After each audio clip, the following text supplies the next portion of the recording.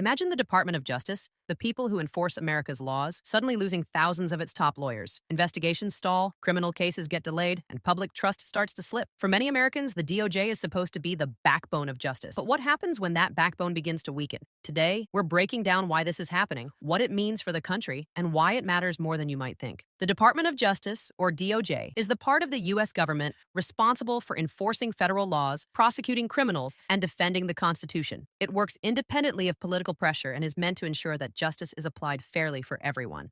But reports from legal analysts and media sources indicate that thousands of lawyers have resigned over the past year. Some of these resignations come from high-level experienced lawyers, the people who train others, manage complex cases, and maintain institutional memory. Losing this talent can affect how the entire system functions. To understand it better, picture a massive ship, maybe an aircraft carrier, yet navigating through rough waters. Each crew member knows their role perfectly. Now imagine that hundreds of these crew members suddenly leave. The ship doesn't sink immediately, but its operations slow, systems malfunction, and mistakes start happening. That's a useful way to think about the DOJ right now. The people who know how to steer, who understand the rules, who know the ropes, are walking away. And when the experts leave, the system struggles to maintain course. These resignations aren't just statistics. They represent decades of experience, knowledge of complex laws, and the ability to handle high-stakes cases. Many lawyers who left had trained new employees, handled sensitive investigations, and ensured the DOJ operated fairly and efficiently. Without them, the remaining staff face heavier workloads, delays in processing cases,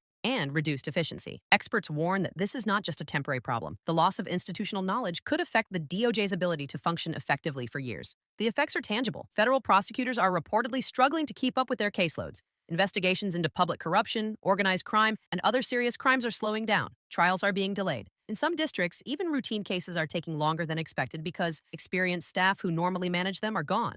While justice is not failing entirely, these delays highlight the importance of experienced professionals in keeping the system fair and functional. Another area drawing attention is the president's pardon power. Constitutionally, the president can pardon federal crimes, a power designed to correct injustices or show mercy. But when pardons are used in controversial ways, they can affect public perception and trust. Experts say this shows why an independent DOJ is crucial to ensure that legal processes continue fairly, even when pardons are issued. It's not just about power, it's about transparency and accountability. Presidents have exercised pardons throughout U.S. history, but typically in limited and careful ways. The DOJ has long been expected to operate independently of the president's political agenda. Courts have repeatedly emphasized that no president is above congressional oversight or legal review. When staff resignations, controversial pardons, and political pressures combine, it tests the balance between the executive branch and independent law enforcement. Maintaining that balance is essential for public trust and the rule of law. Transparency is another concern. Some high-profile cases have been heavily redacted in public documents, limiting what the public can see. While certain redactions are legally required,